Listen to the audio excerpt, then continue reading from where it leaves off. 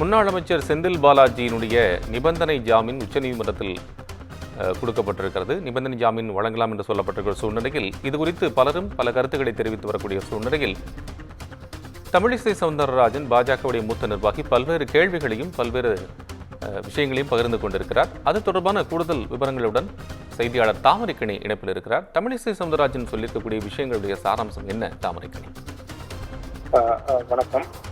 போக்குவரத்து துறையில வேலை வாங்கி தருவதாக கூறி அமலாக்கத்துறையால் கைது செய்யப்பட்ட செந்தில் பாலாஜி கிட்டத்தட்ட 450க்கு மேற்பட்ட நாட்களுக்கு பிறகு இன்றைய தினம் உச்சநீதிமன்றத்தில் ஜாமீன் வழங்கப்பட்டு இன்று வெளிவர இருப்பதாக உறுதியாகி இருக்கிறது. இந்த நிலையில முதலமைச்சர் மு.க.ஸ்டாலின் தனது எக்ஸ்தல பதிவுல ஆரோக்கிய சகோதரரே வருக என அந்த ஒரு பதிவினை வெளியிட்டிருந்தார். இதற்கு அதாவது எதிர்கட்சியாக இருக்கக்கூடிய பாஜக என பல்வேறு தரப்பினர்கள் பல்வேறு கேள்விகளையும் கண்டனங்களையும் முதலமைச்சருடைய அந்த எக்ஸ்தல பதிவிற்கும் ஜாமீன் வழங்கியதற்கும் தெரிவித்திருக்கிறார்கள். குறிப்பாக முன்னாள் ஆளுநரும் முன்னாள் பாஜகவுடைய மாநில தலைவருமான தமிழிசை சவுந்தரராஜன் ஒரு கண்டன அறிக்கையினை வெளியிட்டிருக்கிறார். இதில் செந்தில் பாலாஜி மீது போடப்பட்ட வழக்கு தற்போது முதல்வர் எதிர்கட்சியாக இருக்கும் போது துரோகிதான் கட்சியை தியாகியா அப்படின்ற ஒரு கேள்வியை முதலமைச்சர் மு.க.ஸ்டாலின் ஏற்கனவே மேடையில் பேசியிருக்கிறார் என்றும், அதுபோல சுதந்திர போராட்டத்தில் பங்கேற்றுக் கொண்டா சிறை சென்றார் தியாகியா என்று கூறுவதற்கு அப்படின்ற ஒரு கேள்வியுமே தமிழிசை சவுந்தரராஜன் எழுப்பியிருக்கிறார். மேலும்